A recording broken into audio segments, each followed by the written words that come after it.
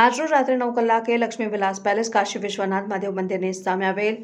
વિશ્રામ બાગ ચાલીમાંથી શ્રી અરુણભાઈ દ્વારા શ્રી સાઈ દ્વારકામાઈ ચેરિટેબલ ટ્રસ્ટના પ્રમુખ શ્રી જયેશભાઈ પટેલને કોલ આવ્યો કે તેમની વિશ્રામ બાગ ચાલીમાં મગર દેખાઈ આવ્યો। તુરંત જ શ્રી જયેશભાઈ નાઓની ટીમ સાથે જોડે Life with Wild Life Foundation સંસ્થામાંથી સનીભાઈ તેમજ આકાશભાઈ સહકાર્યમાં સાથે સ્થળ ઉપર પહોંચી ગયા અને શ્રી જયેશભાઈ દ્વારા સ્થળનું બારીકાઈથી નિરીક્ષણ કરતા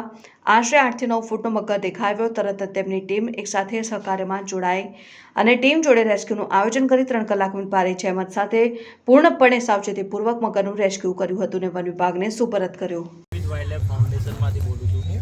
અત્યારે જયેશભાઈનો કોલ આવ્યો હતો કે અહીંયા ભારે જહેમત બાદ મગર પકડવાની પરિસ્થિતિ આવી ગઈ છે, એટલે અમે 2 જણે રેસ્ક્યુ કર્યો છે, 2 NGO ભેગા થઈને અને શાંતિથી અને પ્રિપેર રીતે એને રેસ્ક્યુ કરીને ફોરેસ્ટ ડિપાર્ટમેન્ટને અમે લોકો સુપ્રત કરીશું। અને બીજી વાત એવી છે કે અમારે જાણ એટલે કરવાની છે કે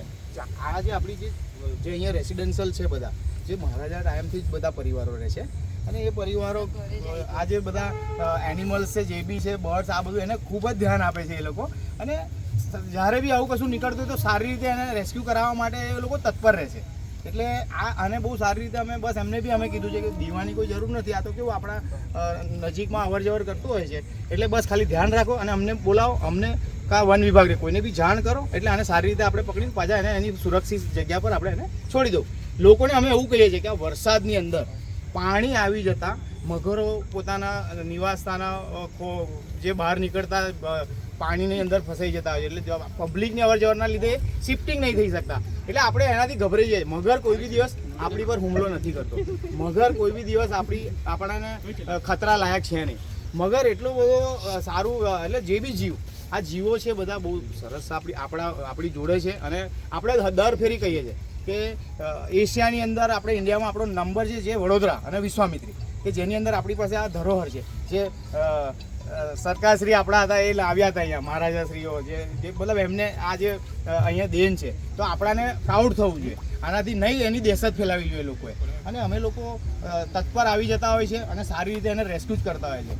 અમે ડિપાર્ટમેન્ટ મળીને અમે આ જીવોને આપણો બધા જનતાને બી જાણ કરવી છે કે તમને મગર દેખાય, સ્નેક દેખાય તો તમે કોઈ જાતનું ગભરાશો નહીં। અમારે જે કોઈ NGOને કોલ કરો અથવા ફોરેસ્ટ ડિપાર્ટમેન્ટને કોલ કરો તો ત્યાં પહોંચી જશે અને સ્વૈચ્છિક રીતે સારી રીતે એને રેસ્ક્યુ કરી લેશે, ના એને ઈજા થશે ના તમને ઈજા થશે, પ્રોપર રીતે એને પકડીને ફોરેસ્ટ ડિપાર્ટમેન્ટમાં જમા કરશે, પછી આગળની કાર્યવાહી ફોરેસ્ટ ડિપાર્ટમેન્ટ કરશે। એટલે તમારે કોઈ જગ્યા પર બીવાની જરૂર નથી, તમને દેખાય દૂરથી તમે લોકો વોચ કરો કે આ જગ્યા પર આ રીતે છે, ફોરેસ્ટ ડિપાર્ટમેન્ટને જાણ કરો, NGOને જાણ કરો, જે તમારા કોન્ટેક્ટમાં હોય એને પહેલાં જાણ કરો, પછી તમે એ કરો। બાકી તમે પહેલાં ત્યાં પહોંચો તો તમારી હાનિ થશે, કંઈ ને કંઈ પ્રોબ્લેમ થશે, એની જવાબદારી તમારી રહેશે। એટલે એની પહેલાં તમે લોકો પહેલાં જાગૃત થાઓ